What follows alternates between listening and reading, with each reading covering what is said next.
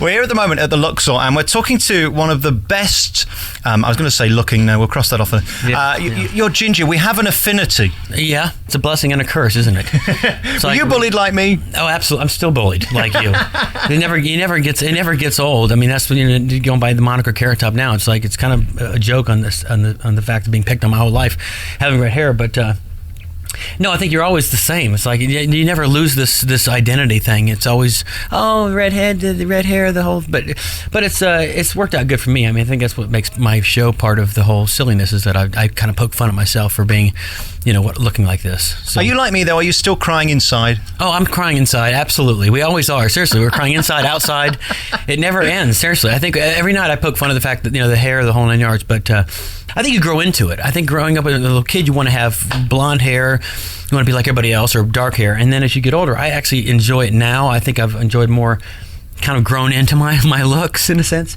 But I enjoy it more now. You've kind of got more of it than me. I mean, you're making something of it. Yeah, I got lucky. The hair gene was there. I mean, it may be an ugly color, but it's a lot of it, at least. You know what I mean? I have a lot of hair, that's for sure. I don't think, knock on wood, I'm going to go bald. You see, now you're going the curly way. I'm going the spiky way. Which do you think is best for women? I think you and I are together like Velcro. Am I long and you're spike? We stick together. I think, I don't know. I think, it's, I had mine short like that for a long time, and I grew it longer, and then I just kind of went with this. This kind of became my look, but every day I wish it was short. It's easy to wake up and, this is just wake and shake. Just kind of go out the door. It's not too hard. Do you think I'd have more confidence if I did let it grow a bit longer? Oh, I don't know. You seem like a pretty confident guy, but I think the long hair, I think having long hair kind of gives you a little bit of a rock and roll edge to it. I don't know. Just remember, smiling but crying on the inside. Smiling but crying on the inside, exactly. Well, welcome to Vegas, and everybody seems to love you, and they're all talking about you because you've brought something different to Vegas, and that seems to be the key to be a success. You've got to bring something new. I think so. I mean, I think that the show is definitely something different. I mean, even on the road when I was doing it before I got to here, I thought it was something different. There's so much stand-up comedy. And from the very beginning, I wanted to do something different. I never wanted to be a monologist, to stand there with a microphone and just tell a story. I wanted to have lights and props, and I always wanted to be different. And I think I've been very blessed that it's worked out to be this way, and people have actually come to enjoy it. But I have one right here, brand new in here, Snakes on a Plane. It's Snakes on Air Force One. It's Bush and Cheney with snakes thing. But it's fun to create the new things. Just like a stand-up comic would do as a joke, to create the stuff and build. It's like show and tell for me. I actually build it and then I present it on stage, and it's really fun for me too. I enjoy the props. How much pressure is there on you to be funnier and funnier and funnier? Because this is a town where if you stop selling tickets, they'll get rid of you quick. No, that's for sure. This is definitely a cutthroat business in this town, especially. In fact, that's probably the pressure of it all, is not only to be funny, but also to make sure that you sell tickets and to give them something good, a good product. It was nice that I walk off stage and I think, oh my God, that was the worst show I've ever done. And people go, oh, that was the best show. After the show, they're like, that was great. And we never laughed harder. Where were you? You know what I mean? I was like, my God, I was eating it for an hour up there. But you never can tell. And then it's nice where you think, oh my God, I gave them the best show ever. And you walk off and they just kind of go, okay, it was great. See you tomorrow. So you never can tell. That's the weird part about it. But you do hope and pray that you always give them something good. And that's why I really try to keep it fresh and current. I mean, sometimes during the show tonight I even say, oh, it wasn't that funny, but it's current. Come on, it's current. I'm doing a Paris Hilton CD joke or something that, Dell Computer on Fire joke. At least it's current. So I try to keep it fresh. Because there's a lot of people doing the same show they did 30 years ago, aren't there? And still being successful. Absolutely. Thank God my opening act left, because he does that. I'd say, write a new joke, for God's sakes. For the love of God, write a new joke. And so that's one thing I stress myself on, is creating new. Whether it works or doesn't work, at least I'm working on the craft and keeping it fresh. Because, I think that's the worst thing you can do, is to do the same show over and over and over, especially in comedy, because it's a current business. It's like people come to see a show, they want to hear about today's stuff. I think I could be wrong, unless you're just like a storyteller, unless you're telling stories like a Bill Cosby's just talking about growing up as a kid. It's a little different. But I think when you do like what I do, which is kind of a current stuff, I think that people expect it, to see the new stuff. So I pride myself on that. I've seen your DVDs and I've seen your work in the past, and it is crazy and somewhat controversial. And is there any pressure on you to kind of keep it nice or keep it family, or are you allowed to do what you want to do? I think I'm allowed to do whatever I want. That's a given, because it's an adult show, it's an adult theater, the whole thing. But there is a underlining thing where you sometimes don't want to push the envelope too hard because you can feel the crowd, ooh, that was, wow, he just talked about something political maybe, or something that is off limits in a sense. And I think for comics, it comes down to the individual, the comic, to say, is that right? Should I do this joke about that? Is it too much? After 9/11 or something like that, should I even talk about anything about that at all? It comes down to yourself deciding that. But you can sense the crowd either getting into it or not. I try not to go too far with it, but there are nights where you go, come on, I'm an adult and we're talking about adult topics, and I think without going too far off the deep end, yeah, I think it's one thing as being a comic, you have the freedom to do what you want to do, but you do sometimes, to answer your question in the long way, there's a little pressure to not go too far. You've been touring around America and been here in Vegas for years and years and years, and it changes and you get older. I don't get older. I take medicine to stay younger. I haven't aged in 10 years.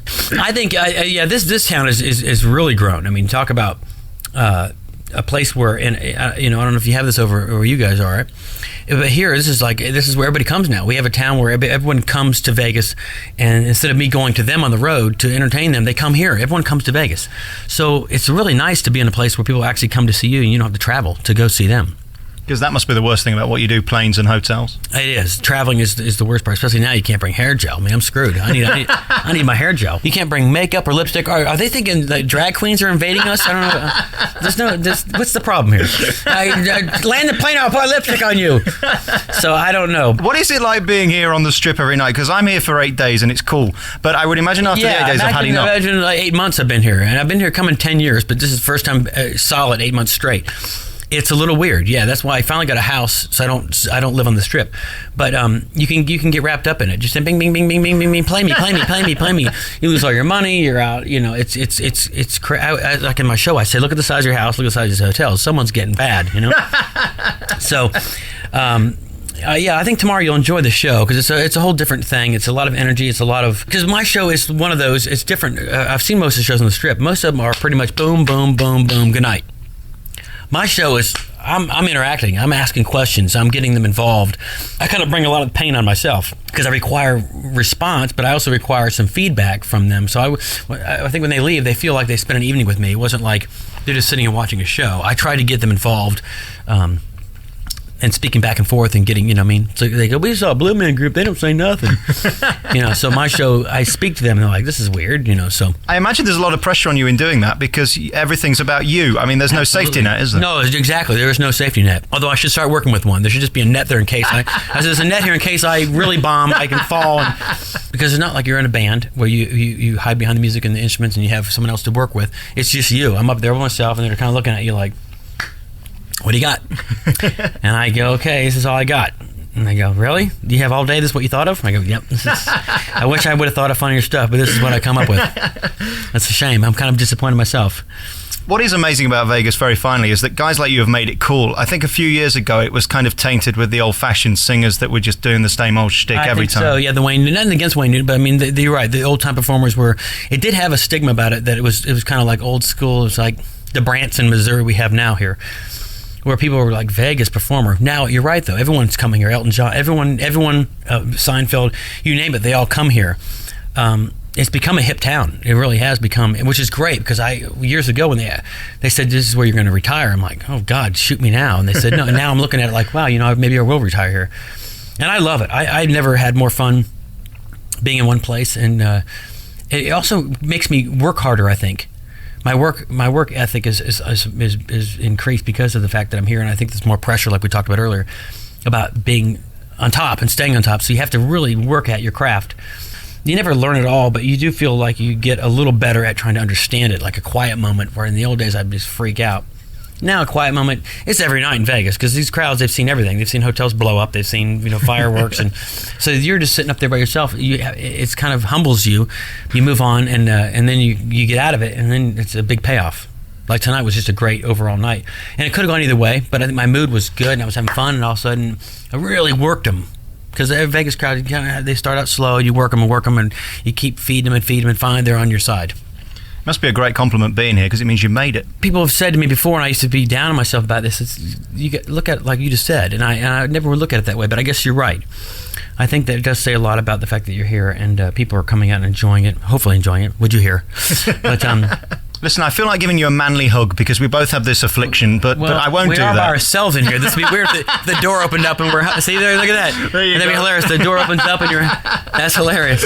Congratulations on the show, and good luck with everything. We'll see you tomorrow then, right? Absolutely. Now, the BBC, this is one of my favorite shows of all times, The Office. Oh, really? You like it? Oh, my God. That was on the bus. I used to watch Rick Gervais. Is brilliant. What a great show. That's the first time I was ever really introduced to the BBC was that show. Try Little Britain. That's the new big one. That's what they keep saying, Little Britain. Yeah, they keep saying that's really supposed to be the next show. And that Office was just addictive. I really love that show. It was clever. What do you think of the American version? I never really got into the American version because I was such into the British version. And I think that was just because I had seen that one. If they hadn't, I probably would have, because everyone loves it here, but I don't think they saw the British version.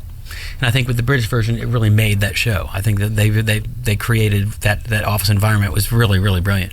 Carrot Top, thanks for loving the BBC, and I'll see you soon. Absolutely. Love the BBC. All right now. It's my worst British accent.